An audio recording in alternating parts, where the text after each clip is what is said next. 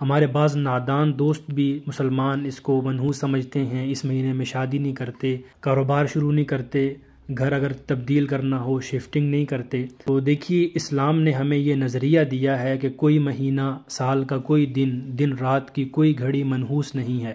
اسی طرح کسی فرد، کسی قوم، کسی جانور، کسی پرندے میں کسی لحاظ سے کوئی نحوست نہیں ہے، نہ گھر میں، نہ سواری میں، نہ عورت میں۔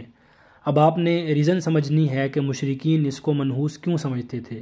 ان کی جو لڑائیاں تھیں وہ نسل در نسل چلتی تھی، لیکن ان کے ہاں 4 مہینے بڑے محترم تھے، رجب، ذیقعد، ذی الحج، محرم۔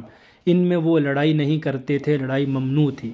دشمن دار لوگ گھروں میں آ کر سکون سے رہتے تھے، حج کا سفر کرتے تھے، بچوں کے ساتھ رہتے تھے۔ جوں ہی سفر کا مہینہ شروع ہوتا تھا وہ پھر گھروں کو چھوڑ کر پہاڑوں کی طرف چلے جاتے تھے کہ اب پھر ہماری لڑائیاں شروع ہو جانی ہیں۔ سفر کو سفر اس لیے کہتے ہیں، اس کا معنی ہے خالی۔